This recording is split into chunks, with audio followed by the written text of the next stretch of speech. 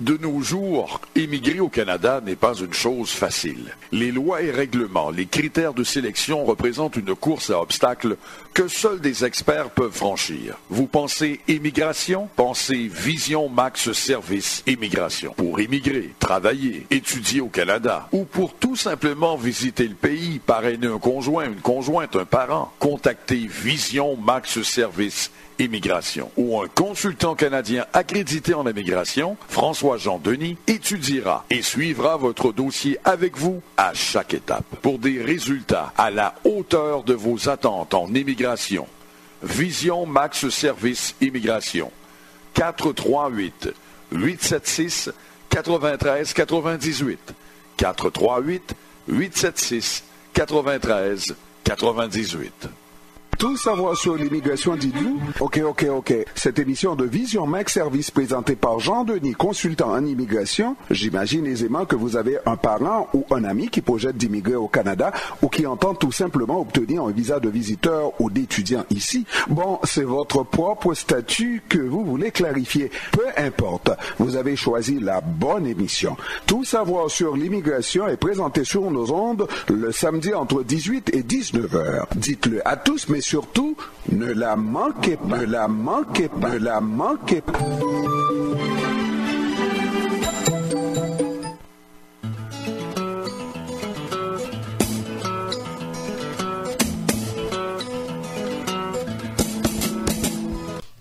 Mesdames et messieurs, bonsoir et bienvenue à votre émission Tout savoir sur l'immigration. Nous sommes contents d'être avec vous ce soir pour vous présenter une autre édition. Alors, toute l'équipe est là au complet, en commençant par Junie Limage, qui est à la mise en onde. Votre serviteur François-Jean Denis, consultant canadien accrédité en immigration. Et au micro 2, on a notre ami Michel. Michel, bonsoir. Bonsoir, maître François-Jean Denis. Bonsoir, Junie. Bon, aujourd'hui, exceptionnellement, nous avons avec nous Jessica Pierre, à qui je dis également bonsoir. Bonsoir à vous tous et à vous toutes. Alors, comme vous l'entendez, maître François-Jean Denis est là pour vous présenter votre seule émission Immigration au pays. Écoutez bien, cette semaine, et ça va être quelque chose vraiment d'exceptionnel. Quand je dis exceptionnel, la semaine dernière, concernant la déportation des gens de notre communauté, concernant la déportation des Haïtiens, la semaine dernière, je parlais de tsunami. Alors cette semaine, je ne sais pas quelle expression que je dois utiliser concernant, et je dirais c'est plus qu'un raz-de-marée. Alors là, restez là, ne bougez surtout pas, car Jean-Denis va essayer de décortiquer tout ça pour vous. Oui. Alors, et puis vous cherchez des réponses pour toutes vos questions concernant l'immigration. Et là, c'est le moment de ne pas vous faire déranger. Restez calme. Écoutez-nous avec beaucoup d'attention, car encore, maître Jean-Denis a pour vous et plus que des nouvelles fraîches. Alors, restez là. Alors, on salue, comme d'habitude, nos amis qui nous écoutent un peu partout, des gens qui sont au Canada et dans les grandes villes canadiennes, les gens qui sont aux États-Unis également. Vous êtes très nombreux à nous écouter. On salue aussi ceux qui sont en Amérique du Sud, en Amérique latine, nos compatriotes qui sont au Chili, au Brésil. Il y a actuellement un processus de régularisation des gens au Chili avec le nouveau gouvernement de M. Piñera. Alors, on salue également ceux qui sont en République dominicaine, un peu partout, les Haïtiens qui sont un peu partout, qui sont à la recherche d'une solution, à la recherche de mieux-être, parce que c'est clair qu'on voit qu'en Haïti, il n'y a pas de perspective. Plus ça change, plus c'est pareil. Alors on se dit, bon, maintenant c'est plus le moment de penser à un avenir ou bien à une situation intéressante dans ce pays-là. Alors ceux qui sont malgré tout dans ce pays, les gens qui sont dans le département du Sud, avec Radio Macaya, on vous salue. Ceux qui sont dans le département du Sud-Est, Radio Télé-Express. Ceux qui sont également dans le département de l'Ouest, avec Radio Solidarité. On vous salue, on espère que vous allez bien. On espère que vous continuez à espérer, comme on dit souvent. Et malgré tout, oui, contre toute espérance, il faut espérer. Il faut penser qu'il y a une solution. peut-être que la solution ne viendra pas nécessairement, c'est pas un départ qui va entraîner ce changement-là, mais il faut penser, il faut essayer de voir dans différentes situations comment vous pouvez faire pour vous organiser. Alors, ce soir à l'émission, nous avons plusieurs sujets à discuter avec vous. C'est sûr qu'on va vous parler de quelques nouvelles fraîches, mais on va parler surtout de l'agence de services frontaliers, ce qui se fait. On apprend cette semaine qu'il y a quelqu'un de la Calgary qu'on voulait déporter. Il est mort entre les mains des agents. Ah, ça c'est triste, c'est une nouvelle qui a fait parler beaucoup d'elle dans les réseaux sociaux. En même temps, Michel a évoqué également le cas des personnes de notre communauté qui reçoivent beaucoup de lettres de convocation et qui sont en train d'être déportées également. On va parler de ça. On va parler aussi de Québec. Québec qui a la possibilité, qui donne depuis le 2 août une possibilité pour les travailleurs qualifiés. Mais déjà, il y a tellement de désinformation dans les médias sociaux, ou bien les gens qui en parlent. On veut refixer les positions, on veut vous expliquer à nouveau exactement ce que Québec veut faire et comment vous pouvez tenter votre chance, comment vous pouvez voir si c'est possible pour vous d'être éligible. Alors, après ça, on va venir avec des questions, les commentaires de Michel. Si jamais on a un peu de temps, on va ouvrir les lignes aussi, parce que des fois, on vous dit qu'on veut ouvrir les lignes, mais si vous appelez, on peut prendre vos appels, mais des fois, on n'a pas de temps, on comprend ça, parce que le temps passe vite. Alors, restez branchés, restez avec nous, vous allez être tout informés de ce qui se passe en immigration au Canada. On va prendre la première pause à l'émission. Tout de suite après, on y revient pour la suite du programme. C'est promis. Vous rêvez d'évasion, vous voulez vous offrir une escapade vacances. Dans votre viseur, le sud-est d'Haïti. Pour votre hébergement, un choix s'impose automatiquement, l'hôtel Bon Accueil, sur la route de l'Amitié à 15 minutes de la ville de Jacmel. Hôtel Bon Accueil, sur route l'Amitié, Babou Babakville, Jacmel, Vinche Chonet, Pot Souvlé, pour la Lofou, service Rololo, Jol Loulouse en qualité et en quantité, depuis dans cuisine créole, coupé doit goûter pas laissé, juste dans chambre côté à coucher à prix pillaille. Plus, belle piscine, boulaïté corps, hôtel Bon Accueil, route de l'Amitié, Morne, 800 mètres, Bois-Michel à 15 minutes de Jacmel, téléphone 31 36 85 56. Je sais qu'il est important de maintenir le contact avec vos proches. Alors, envoyez-leur un nouveau plan Digicel Restez connectés et un envoi d'argent par Unitransfert et vous bénéficierez d'incroyables avantages à travers une super promotion qui vise vos proches en Haïti. Permettez à vos familles et amis qui sont en Haïti d'être doublement gagnants. Le plan Restez connectés de Digicel leur arrivera avec votre transfert d'argent Unitransfert. À partir d'un plan de $5, vos proches en Haïti recevront des appels illimités vers un numéro au Canada, des milliers de mégabytes de données, des appels locaux illimités Digi. Quant à vous, vous obtiendrez un rabais de $2 sur les frais de transfert. Et oui, les avantages sont et pour vous et pour vos proches en Haïti. Rendez-vous chez un agent de la Unitransfert aujourd'hui même et envoyez un plan Restez connecté de Digicel et un transfert Unipick-up ou un direct transfert à ceux que vous aimez. Termes et conditions applicables. Cette promotion est à durée indéterminée. Elle peut s'arrêter à tout moment. Alors dépêchez-vous.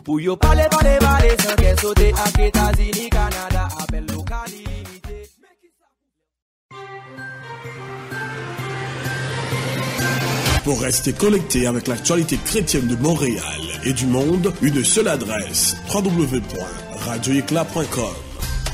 L'actualité évangélique et chrétienne rapportée par des professionnels en photo, vidéo, audio et texte. Tout ce qu'il faut savoir sur les chrétiens, style de vie, littérature, cinéma, concerts, histoire, les événements d'ici et d'ailleurs, sur une seule plateforme, www.radioéclat.com. Radio Éclat, l'actualité chrétienne sans détour ni contour. Radio Éclat, pour éclairer le monde.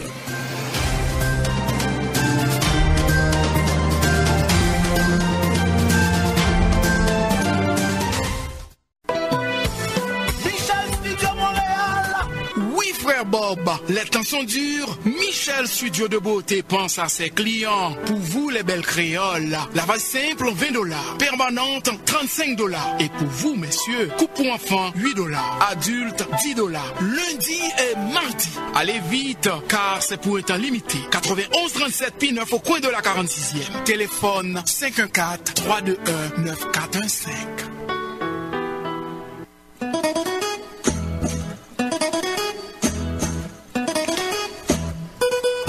vous suivez votre émission Tout savoir sur l'immigration. Alors, on vous rappelle les numéros de téléphone pour nous rejoindre. 438-876-9398, 438-382-9398. Ça, ce sont des numéros pour le Canada.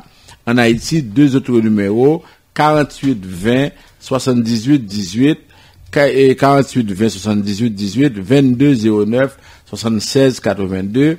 Sur WhatsApp, oui, on est présent, mais cependant, on ne peut pas résoudre les problèmes sur WhatsApp. Quand vous nous envoyez un message, on va toujours vous référer au bureau à Port-au-Prince. Si vous êtes à Port-au-Prince, c'est mieux de contacter directement les gens au bureau au lieu de continuer à nous envoyer des messages, 3 messages, 4 messages.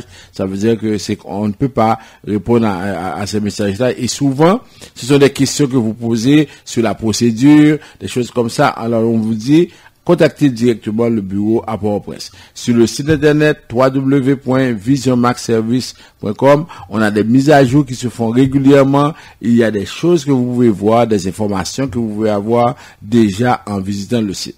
On fait de notre mieux. On a cette émission chaque samedi, chaque mercredi. Ensuite, on a sur Facebook, on a sur Internet. On fait de notre mieux pour vous informer parce qu'on sait que avec cette situation qui se développe, il y a tellement de personnes qui vont essayer de soutirer de l'argent. Je vais vous parler aussi d'un cas d'arnaque qu'on a eu cette semaine. La personne a eu un appel et on lui a dit, si vous ne donnez pas $4,500, on va vous déporter. Et la personne était un peu vraiment désorientée. Elle a donné les $4,500 sur sa carte de crédit. Alors, pour vous dire que il y a beaucoup d'arnaques, il y a beaucoup de situations qui se développent. Alors, il faut faire attention. Alors, on va commencer avec les nouvelles. D'abord, on apprend que entre Ontario, la province de l'Ontario et le fédéral, les violons ne s'accordent pas. Le premier ministre Doug Ford dit que qu'il est très insatisfait de l'investissement d'Ottawa, quand on parle d'Ottawa, du fédéral, pour les demandeurs d'asile. Il a dit que jusqu'à présent, le premier ministre Trudeau et son ministre fédéral de la sécurité frontalière ont annoncé qu'on va donner 11 millions de dollars. D'abord, c'est une réannonce pour monsieur Doug Ford parce que ça a été déjà annoncé. Il dit que il reprend ce qu'il avait dit, c'est que c'est monsieur Trudeau qui avait invité ces gens, c'est lui qui doit payer pour ces illégaux. Comme ça qu'il traite les demandeurs d'asile. Alors, il dit que voici les besoins de la province. Le gouvernement fédéral doit investir près de 200 millions de dollars de la province, 74 millions pour la ville de Toronto, 12 millions pour la municipalité d'Ottawa et pour les autres villes, ça va faire un total de 200 millions de dollars. Imaginez que la province de l'Ontario reçoit à peu près 20 à 30% des demandeurs d'asile. Le Québec reçoit près de 70% et Québec avait demandé 146 millions.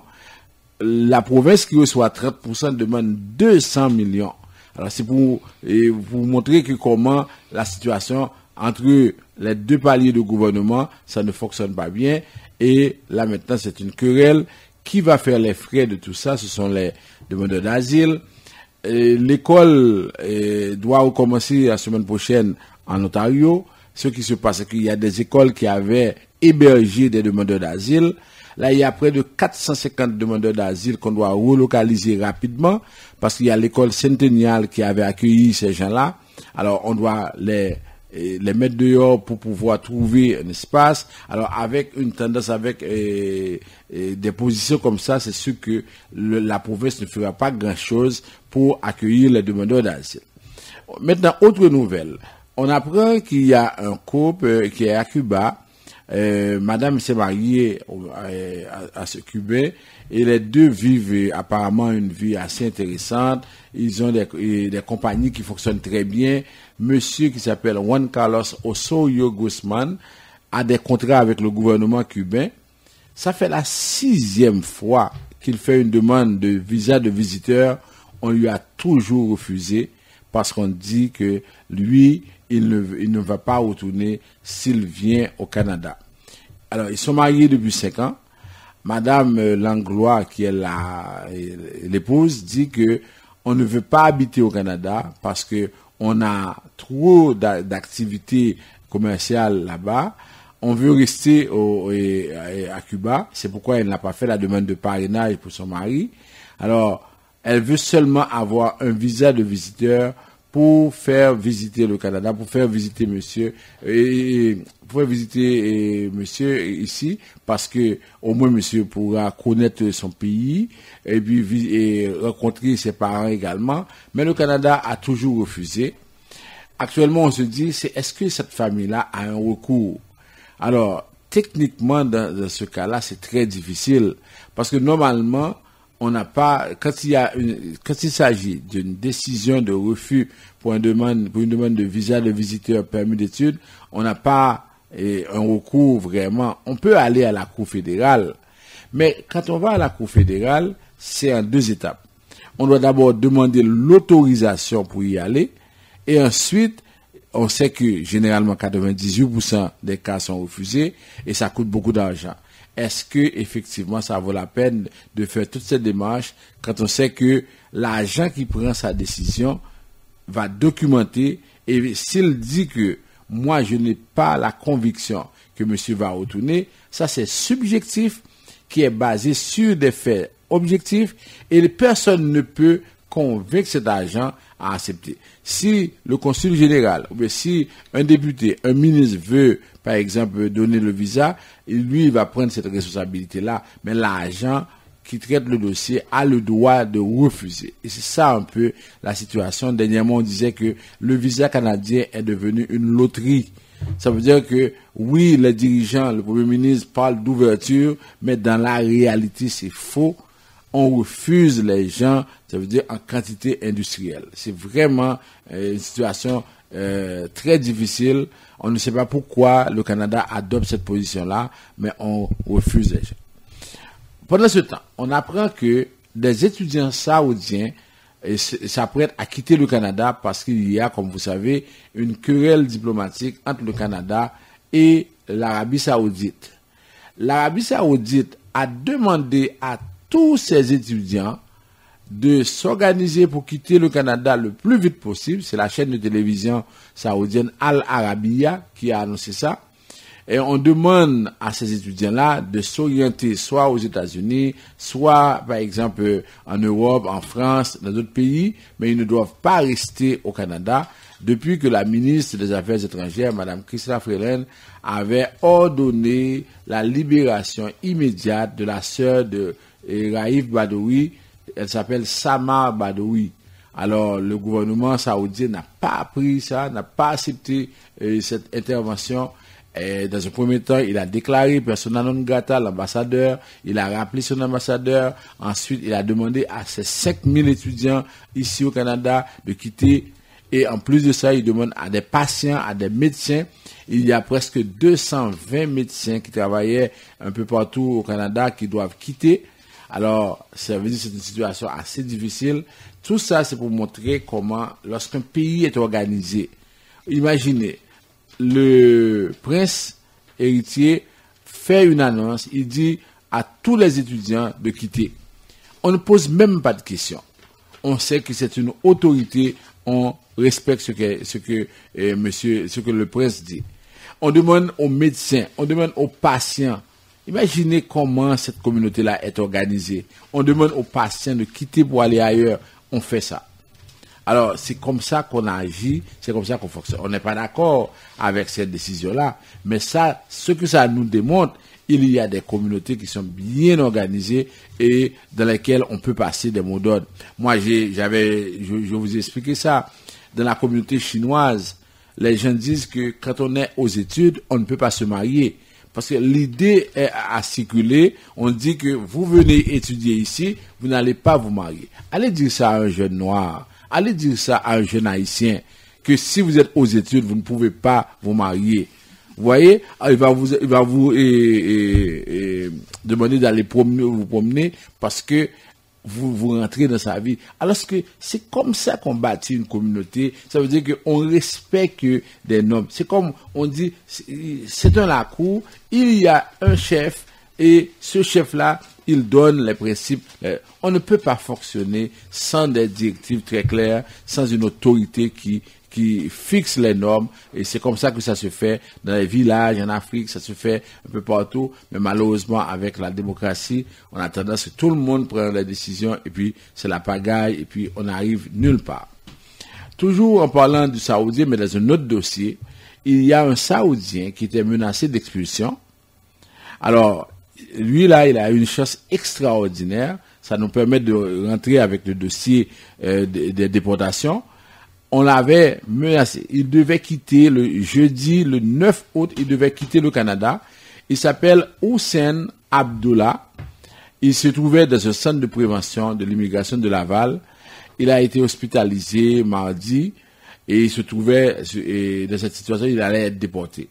L'ONU a demandé au Canada de ne pas renvoyer. Le comité des droits de l'homme de l'ONU a demandé au Canada de ne pas renvoyer ce monsieur-là, parce que si ce monsieur est déporté, dans ce moment de crise entre l'Arabie Saoudite et le Canada, on va le mettre en prison, on va l'accuser d'avoir été au Canada pour dire du mal, parce que lui, il a fait une demande d'asile. On sait que quand on fait une demande d'asile, on dit que les droits de l'homme ne sont pas respectés, alors que si ce monsieur-là arrive, il va en prison.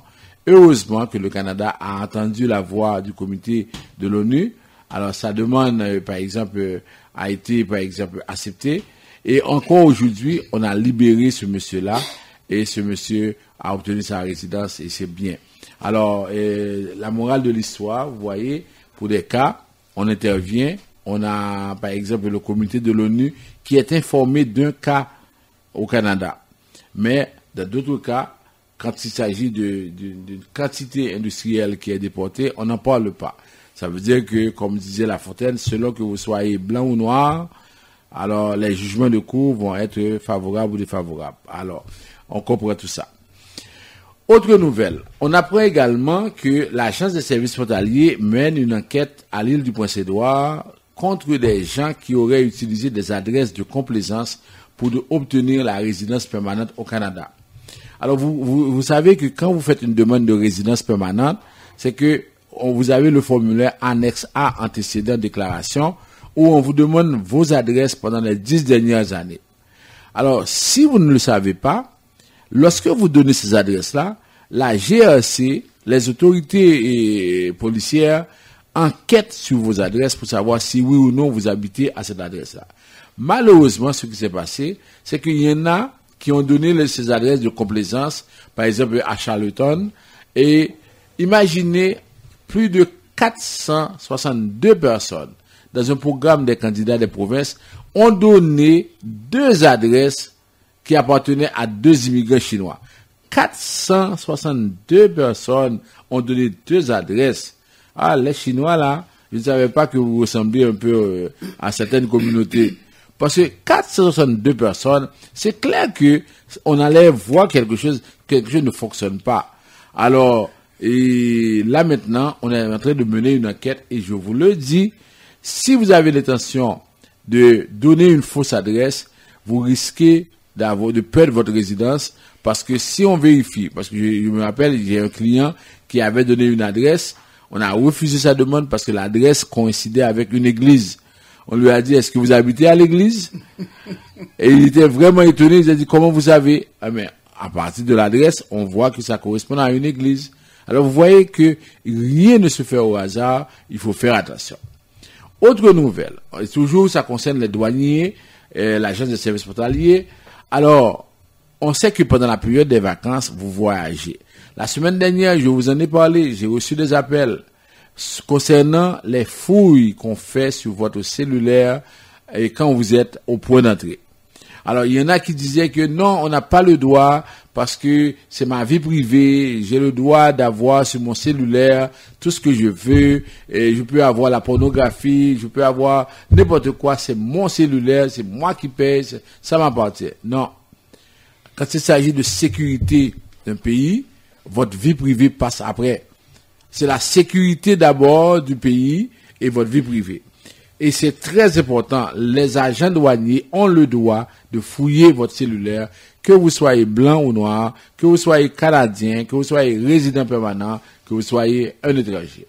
Alors, tout ce qu'on vous demande, tout ce qu'on vous suggère, parce que vous voyagez, c'est la période des vacances, c'est de laisser l'agent faire son travail, et à ce moment-là, parce que vous n'avez rien, si vous n'avez rien à cacher, laissez cet argent. Je sais que sur WhatsApp, vous recevez beaucoup de choses. Je vous ai dit ça. Vous allez recevoir des fois des situations, des photos inimaginables. Des fois, on reçoit des photos des chiens avec des personnes qui sont en train de s'accoupler. On reçoit des situations, des scènes de violence, tout ça. Effacez ces choses-là. Pour l'amour de Dieu, effacez ces choses sur votre cellulaire. Parce que vous risquez d'avoir des problèmes. Si jamais on prend votre téléphone et on voit que non seulement vous n'effacez pas, parce qu'on va regarder la date où vous avez reçu, et deuxièmement, si vous envoyez ça à d'autres personnes, vous faites la distribution de produits de pornographie, vous êtes coupable. Et si vous êtes étranger, on va prendre immédiatement une mesure d'expulsion. On va vous arrêter d'abord et après vous allez passer à l'audience, à la section de l'immigration de la commission de l'immigration et immédiatement on va vous déporter. Maintenant, on apprend aussi que Amnesty International s'inquiète du nom que le gouvernement canadien a donné au nouveau ministère. Quand on parle du ministère de la sécurité frontalière, et en même temps le ministère qui va s'occuper à réduire les crimes, on trouve que ça fait un rapprochement qui est biaisé, qui n'est pas normal.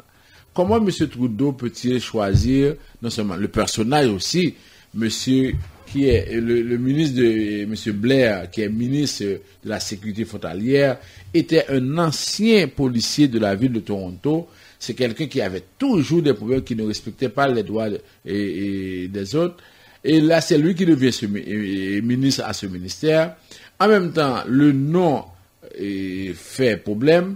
Alors, l'Association québécoise des avocats et avocates en droit de l'immigration, la Coalition pour la surveillance internationale des libertés civiles, le Conseil ontarien des organismes de service aux immigrants, la table de concertation des organismes au service des réfugiés sont les autres auteurs de la lettre envoyée à Justin Trudeau après Amnesty International. On veut rencontrer M. Trudeau ainsi que le ministre Blair afin de clarifier le rôle de ce nouveau ministère. On demande pourquoi on confie à ce même ministère des responsabilités liées aux migrations irrégulières et à la réduction de la criminalité. On trouve qu'on fait un lien qui n'est pas catholique. On dit migration irrégulière, réduction de la criminalité. Est-ce que ça veut dire que les demandeurs d'asile sont des criminels ou est-ce que ce sont des gens qui peuvent facilement se livrer à des crimes? Alors, on trouve que le rapprochement fait penser à beaucoup de choses, d'autant plus que il y a une frange de la société au Canada qui n'accepte pas l'arrivée des immigrants, mais qui voit de mauvais œil l'arrivée des immigrants. Par exemple, regardez le premier ministre de l'Ontario qui qualifie les demandeurs d'asile d'illégaux. Alors, quand vous êtes quelque part, on dit c'est un illégal. C'est quelqu'un sur qui vous pouvez tuer. D'ailleurs, aux États-Unis, les gens, souvent, ils utilisent cette rhétorique-là pour commettre des crimes.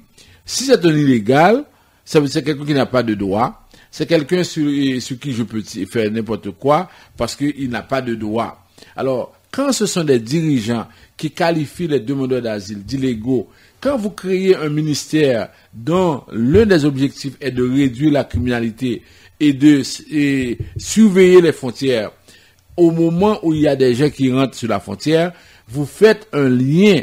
Vous êtes en train de dire que les gens qui viennent comme demandeurs d'asile, qui rentrent au pays de façon irrégulière, peuvent commettre des crimes. Et là, ce sont des personnes qui peuvent être exposées à des exactions. On a vu combien de fois des groupes de droite arrivent et viennent perturber des manifestations de solidarité sans frontières. Ça s'est passé dans toutes les villes canadiennes. Encore samedi dernier, il y en a qui étaient devant Saint-Antoine pour manifester contre la déportation des Haïtiens. Brusquement, un groupe est arrivé et dit « Allez chez vous, allez chez vous !» Alors, vous voyez, ça veut dire que on a dit que dernièrement, il y avait un sondage. les Québécois craignent beaucoup plus l'immigration que la pollution. Ils craignent beaucoup plus l'immigration que la pollution, dans une large majorité. On voit comment les groupes de droite, les partis politiques qui sont de droite, comment ils gagnent beaucoup de votes. Le fait de dire que si nous sommes élus, nous allons diminuer le nombre d'immigrants. Si nous sommes élus, nous allons renvoyer ces gens chez eux. Vous voyez de qui je parle. Alors, c'est un discours qui est vraiment très, très dangereux. Et quand c'est quelqu'un comme M. Trudeau qui parle d'ouverture, qui dit qu'on est en 2018, c'est lui qui a créé ce ministère-là. Alors, ça laisse à désirer. Parlons d'expulsion. TVA a appris jeudi dernier qu'il y a une inquiétude au sein de la communauté. Au moins TVA le sait, mais nous qui vivons dans la réalité, nous voyons ça. Parce que chaque semaine, on a plus d'une dizaine, plus d'une quinzaine de personnes qui nous appellent pour nous dire qu'elles ont reçu des lettres de déportation. L'agence des services frontaliers a confirmé que depuis 2017, il y a à peu près 500 personnes qui ont été déjà déportées. Actuellement, chaque samedi, il y a près d'une centaine de personnes qui ont été convoquées. Alors, au niveau de l'agence, on dit c'est l'effet Roxane. Excusez-moi, les gens sont venus en grand nombre, ils vont quitter en grand nombre. C'est maintenant la logique. Et M. Frantz André du comité d'action des personnes sans statut a dit avec raison que on veut utiliser les Haïtiens comme des boucs émissaires, comme des cobayes. Si on en renvoie tous les Haïtiens, et bien la plupart, parce que imaginez, on avait les statistiques de la semaine dernière, sur 1074 personnes dont les cas ont été traités, il y a seulement 98 qui ont été accueillis. Ça veut dire que là maintenant, on s'en va avec à peu près 10%. Et moi, je peux vous dire, je suis à la commission parce que chaque jour, je vois la tendance. Alors, et c'est sûr que les commissaires sont de plus en plus très, très, très pointilleux et n'acceptent pas facilement. Alors, en ce sens, ce qui va se passer, on renvoie les gens. Sur les 6 000, 7 000 Haïtiens qui sont arrivés, alors là maintenant, il y a une tendance à renvoyer une fois que la demande n'a pas été acceptée. Alors, ça pose beaucoup de problèmes alors qu'on dit que les Canadiens ne doivent pas aller en Haïti parce que le pays est dangereux. On envoie les gens, un discours de 2 poids, 2 mesures. En même temps, on ne veut pas que les Latinos, que les Nigérians, on ne veut pas qu'ils viennent en 2019, l'année électorale, parce que M. Trudeau fait ce calcul. Si beaucoup de gens arrivent l'année prochaine, pendant qu'il va y avoir les élections, c'est sûr que ça va être un enjeu électoral. Pour éviter que cela arrive, alors on va pénaliser d'abord les premières personnes qui sont arrivées. Comme les Haïtiens étaient les premiers à arriver, on va les mettre à la porte en grand nombre. Et là, on va savoir que on ne peut plus venir ici. C'est important, en ce sens-là, de montrer que c'est grave, c'est très grave. Aujourd'hui, est-ce qu'il y a quelque chose qui peut se faire? Moi, la question qu'on pose, où est passé ce groupe de concertation 2018? Concertation pour les migrants. Est-ce que ces gens-là ne sont pas informés de la réalité? Est-ce que ce n'est pas le moment d'apporter des couches aux gens quand ils vont à Saint-Antoine? Est-ce qu'on va les laisser partir comme ça? On disait qu'il faut rapidement donner à manger et les envoyer à l'école. Maintenant, ils ne vont pas à l'école puisqu'on est en train de les déporter. Alors, pour vous dire que c'est toujours comme ça. On passe toujours à côté des objectifs et lorsqu'un problème se pose, on ne fait pas appel aux gens qu'on devrait, et par exemple, on ne s'adresse pas à ces gens-là et voilà, le problème se pose avec ça. Ok? Alors maintenant, voici la situation. On se pose, on se dit, si on ne fait rien, on sera vraiment en difficulté. Oui, c'est bien ça, c'est que on continue à avoir des problèmes, on continue à déporter les Haïtiens, ça veut dire que on a déjà 500 personnes qui sont parties. combien vont partir avant. Et moi, j'ai vu des parents qui sont tellement tristes. Imaginez que les enfants ont terminé l'année scolaire en juin. Ces enfants-là avaient leurs amis. Moi, j'ai vu une petite fille de 11 ans qui pleurait. Elle pensait pouvoir rester cette année-là avec ses amis. Alors, on essaie d'en renvoyer. Alors, quel impact ça va avoir sur ces jeunes-là? Des gens qui ont quitté le Brésil, on va me dire que oui, ils ne devaient pas quitter parce qu'ils avaient la résidence. On va dire toutes sortes de choses. Oh oui, ils étaient aux États-Unis, oui, c'est vrai, ils devaient lutter aux États-Unis. Mais malgré tout, ils sont arrivés ici. Qu'est-ce que nous, comme communauté, qu'est-ce que nous avons fait? Imaginez que chaque fois qu'il y a des manifestations devant Saint-Antoine, il n'y a même pas 50 personnes. Vous êtes plus que 8 à 9 000 personnes qui sont concernées. Vous ne venez pas? Pourquoi? Parce que tout simplement, on peut penser que vous n'avez pas de statut. Alors, c'est quoi cette logique-là?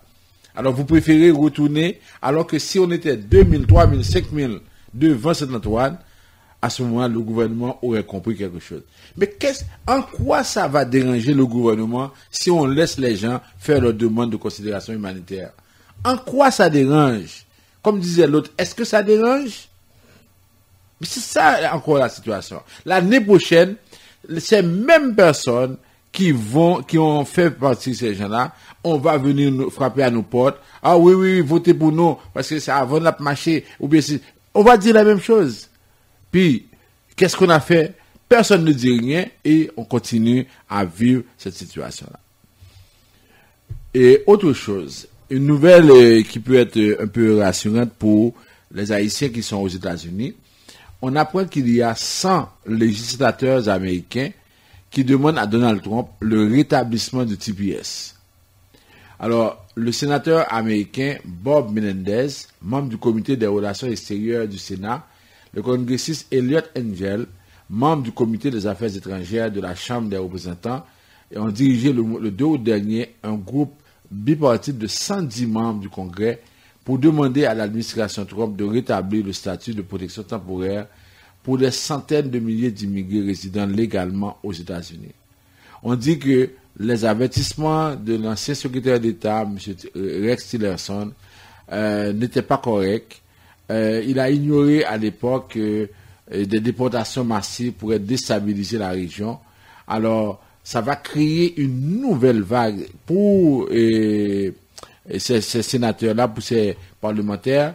C'est que le fait de mettre fin au TPS. En 2019, d'après les calculs, on va avoir plus que presque 1 million, 2 millions de personnes qui n'auront pas ce statut-là, qui devront quitter.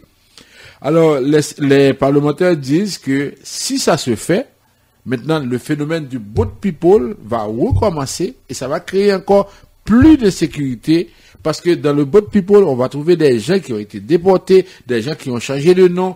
Tout ça va créer une situation très déstabilisante pour la zone. Alors, on demande à M. Trump de changer de position. Est-ce qu'il va le faire? Tout le monde sait comment il agit, c'est qu'il n'écoute que lui-même. Alors, là, on va voir. Mais au moins, ces sénateurs-là ont eu le mérite de demander qu'on retourne avec le TPS. C'est pourquoi je dis aux gens qui sont aux États-Unis, ne venez plus au Canada. On vous a dit ça, on vous a répété. C'est-à-dire, c'est pas le moment de venir. Ça veut dire que organisez-vous, essayez de trouver des solutions aux États-Unis parce que vous ne pouvez pas vraiment trouver grand-chose si vous venez ici au Canada. Maintenant, pour le Québec, c'est sûr que depuis la semaine dernière, parce qu'on va terminer avec ça, depuis la semaine dernière, on vous parle du programme pour les travailleurs qualifiés. Alors, il y a quelques précisions que j'aimerais apporter. Québec dit aux gens qu'ils peuvent faire une demande de déclaration d'intérêt. OK? Québec ne demande pas aux gens de faire une demande de certificat de sélection. Première chose à savoir. Et Québec exige 3 critères avant de faire cette demande de déclaration d'intérêt. Parce que j'entends tellement de choses, les gens qui parlent, en tout cas, de n'importe quoi. Pour faire la demande de déclaration d'intérêt, 1, il faut vérifier la liste des programmes, la liste des diplômes, pour savoir si votre domaine, votre profession fait partie de la liste. Si vous envoyez une déclaration d'intérêt alors que votre nom ne fait pas partie de la liste, vous ne pouvez pas, vous n'allez jamais recevoir d'invitation. C'est la première des choses à faire et c'est pourquoi on dit aux gens, c'est pas au téléphone, c'est pas sur WhatsApp qu'on va vous aider. Quelqu'un veut savoir si oui ou non il est admissible, il va nous envoyer son CV et on doit discuter avec lui. Ça veut dire que c'est la première des choses pour voir si son domaine fait partie de la liste. Et vous savez comment Vision Max donne l'heure juste. Si on dit à la personne que vous pouvez appliquer parce que votre nom fait partie de la liste, on va lui envoyer la référence. Si on lui dit que votre nom, votre domaine ne fait pas partie de la liste, on va lui expliquer également. Ça, c'est la première des choses. Deuxième chose, on va en même temps parler de l'expérience professionnelle. On tient compte de l'expérience professionnelle. Et troisième chose, le niveau de langue. Vous ne pouvez pas faire votre déclaration d'intérêt si vous n'avez pas passé le test de langue. Comment va-t-on savoir votre niveau en français? Or, c'est un élément important dans cette invitation qu'on veut vous faire. On veut savoir est-ce que vous êtes à un niveau au moins intermédiaire pour le test de langue. Alors, c'est pourquoi je vous dis, les gens peuvent vous raconter n'importe quoi. Mais pour faire votre demande de déclaration d'intérêt, c'est pas la déclaration, c'est pas par exemple la question de certificat de sélection. 3 critères. Regardez si votre domaine de formation fait partie de la liste. Regardez si vous avez l'expérience professionnelle. Et ensuite, il faut démontrer votre niveau de langue. Il y en a qui me posent la question. Oui, maintenant je suis intéressé, j'aimerais venir rapidement. Est-ce que je peux faire cette demande-là? Sur le site de l'immigration, dans les directives, on dit on ne peut pas savoir dans combien de temps on va vous répondre. Ça va dépendre des besoins de la province. Mais une fois qu'on vous répond, le délai sera de moins de 12 mois. Si on vous dit que vous pouvez appliquer pour le certificat de sélection, le délai sera de moins de 12 mois. Mais si on ne vous dit pas ça, il faut attendre. Alors j'espère que vous avez bien compris. On prend la pause, on va y revenir pour le rappel des nouvelles les plus importantes. Ou à le faire affaire avec une compagnie de green gauche tête bobèche pour régler le dossier immigration au Canada pour te faire économie bout de chandelle ou à venir plein on prend refus parce que dossier mal préparé, formulaire t'es mal rempli ou même qui te voulait ça me t'es parlé. Tu vois, pour le même genre de dossier, T. George WhatsApp, Fanny, Madame Joe Facebook et moi-même avions tous obtenu satisfaction pour avoir fait affaire avec Vision Max Service, cabinet spécialisé en immigration. Vous qui rêvez d'immigrer, d'étudier au Canada ou tout simplement de visiter le pays, Vision Max Service, vous comptez demander un super visa, venir investir ou vous établir en tant que travailleur qualifié. Vision Max Service, un label de qualité. Vision Max Service, c'est le travail de professionnels qui étudie, traite, suivent votre dossier. Il vous conseille, vous encadre, vous accompagne dans toutes vos démarches pour des résultats 100% excellents. 273 Lalu, coin Ruelle Vaillant, Port-au-Prince, téléphone 48 20 78 18, 22 09 76 82.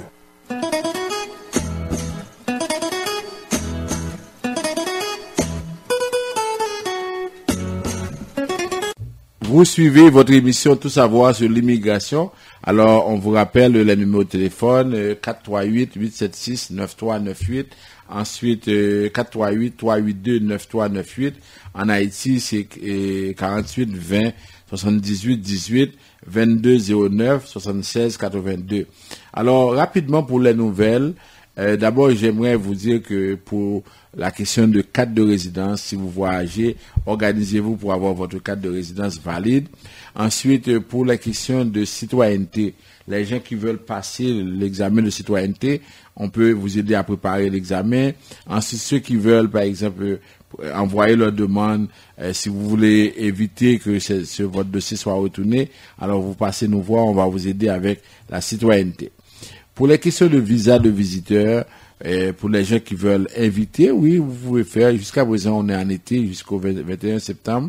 Mais cependant, c'est que de plus en plus, vous constatez que c'est plus difficile. Alors, si vous voulez faire votre demande, vous passez nous voir, on va évaluer avec vous la situation. Et si jamais ça ne correspond pas ou ce n'est pas possible, on va vous le dire. Pour les gens qui sont ici avec un visa de visiteur, pour les gens qui veulent faire, des gens à qui on dit de faire une demande d'asile, parce que vous êtes ici, il faut profiter. Alors je vous invite à faire attention. Moi je vous dis jusqu'à présent, si quelqu'un fait une demande d'asile et qu'il a effectivement des raisons valables, Et si cette personne-là est bien encadrée, oui, son cas va être accepté.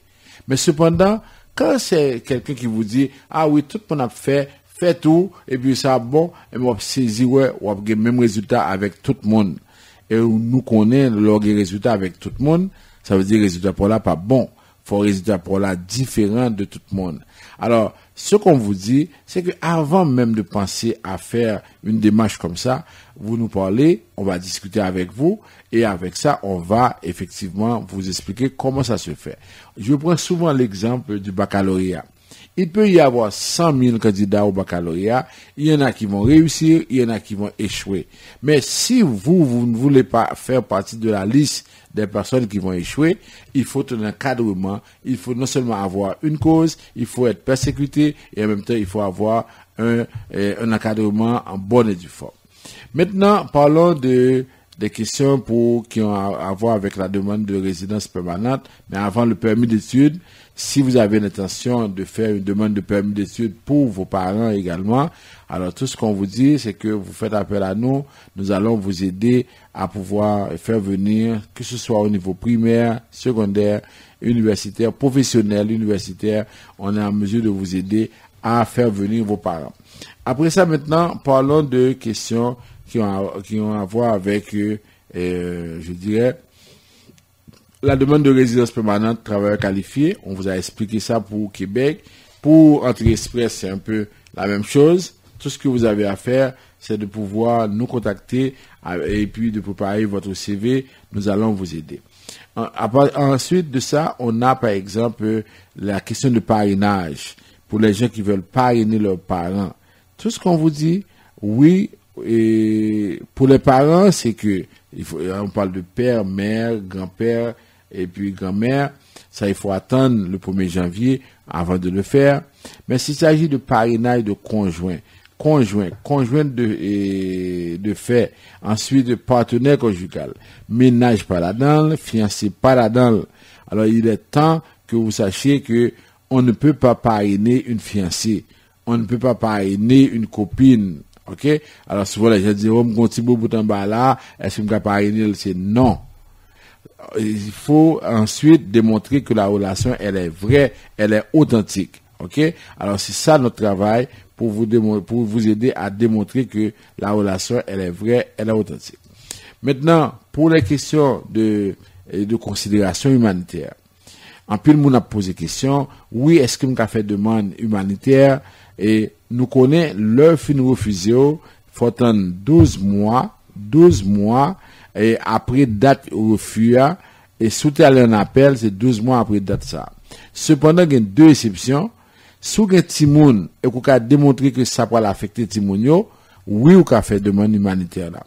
Et ensuite, si vous avez un problème de santé et que vous avez besoin de démontrer que surtout vous n'avez pas besoin de médicaments ou pas un problème plus grave, vous avez capable de faire. Mais ça me donne dit non. En même temps, c'est que l'offre fait demande humanitaire là, si vous voulez aller, ça va pas empêcher vous aller. Il y aura le deux ou le temps de décision après. Et c'est clair que là, vous voulez aller, à 99%, sous déjà l'autre bois, il peut pas accepter demande humanitaire. C'est ça la situation. Ensuite, je vais dire l'autre monde encore. Là, vous voyez une lettre man, tenez bien. Parce que c'est ça maintenant qui est à la mode, tout le monde a pris une lettre la main, il peut pas accepter. Là, vous voyez une lettre baou. Moi-même, moi, dis que ça, le besoin qu'on ait, qui gens pour le répondre à gens, là, il peut aller. Moi-même, moi, pas accompagner monde, parce que moi-même, je connais, c'est pas rien. Pas un monde que moi, dis ça, qui allait, qui va avoir raison après.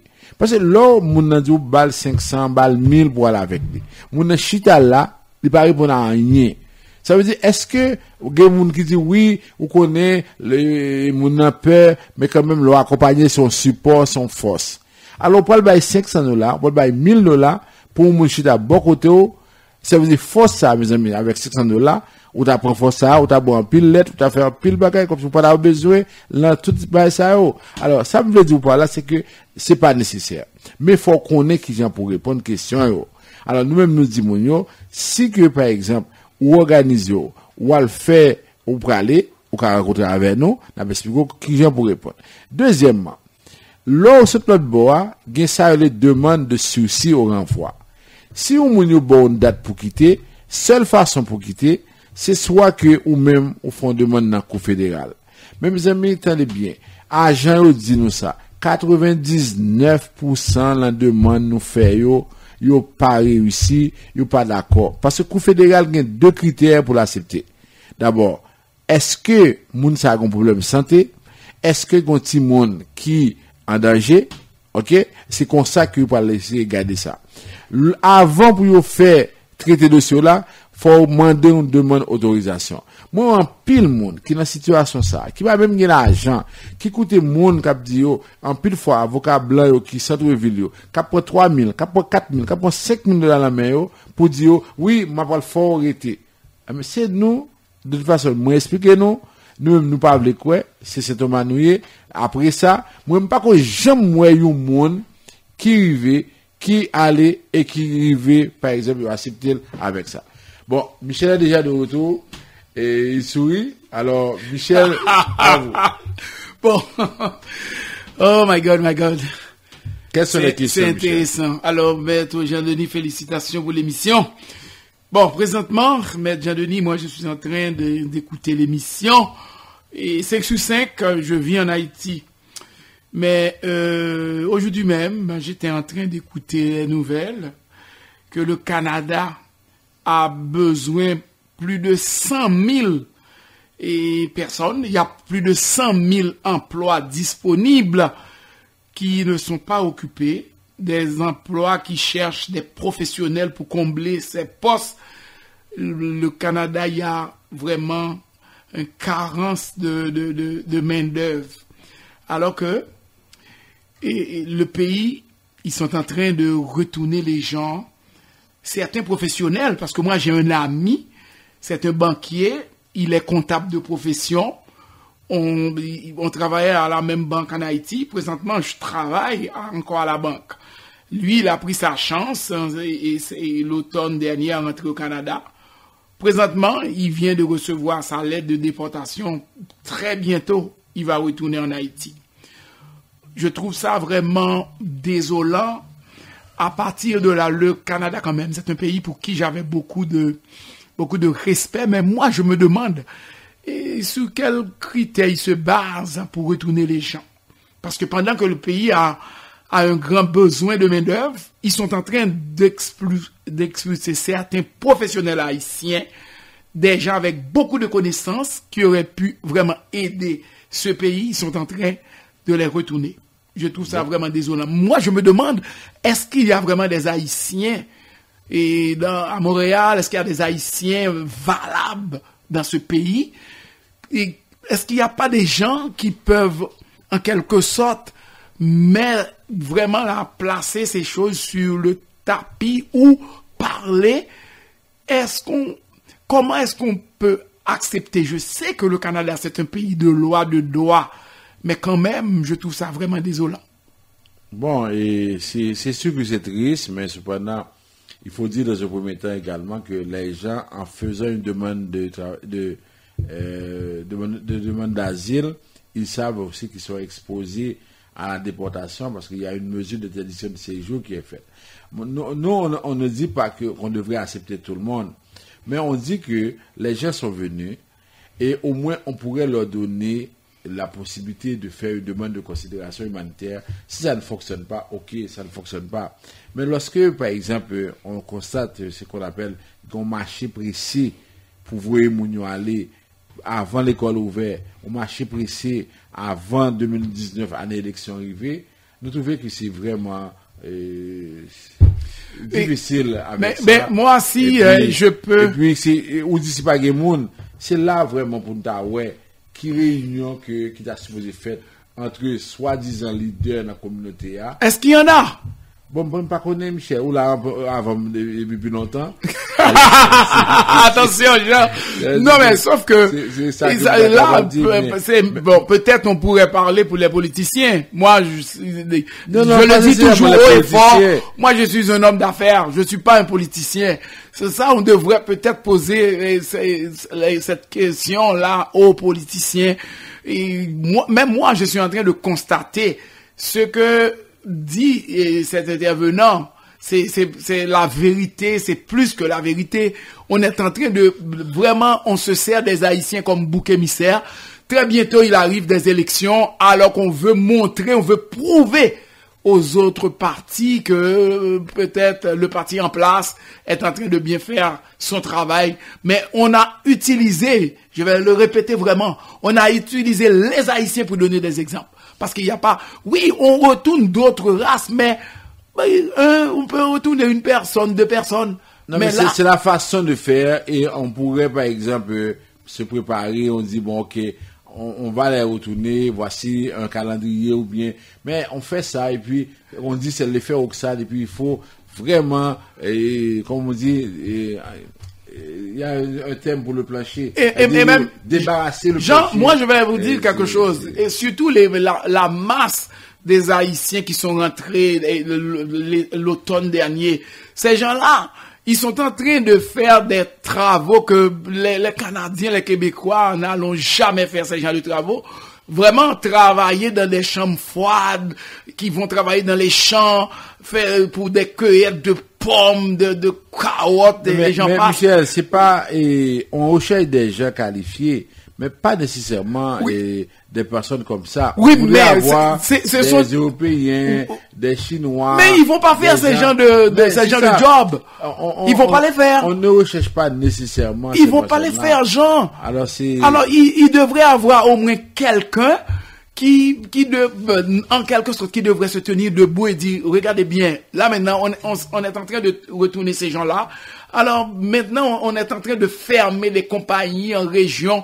Même la semaine dernière, j'ai eu quelqu'un qui a une compagnie de placement qui sont là. Cette personne est en train d'offrir des postes de travail à $18 de l'heure pour des préposés aux bénéficiaires pour aller travailler en région. Parce que oui, dans la CHSLD, il manque de personnel. Il y a beaucoup de ces Haïtiens, ces Haïtiennes qui arrivent ici. Tout de suite, ils sont allés à l'école. Maintenant, ces gens-là ont un papier, ont un diplôme de préposé aux bénéficiaires. On est en train de les refouler en Haïti. Oui. C'est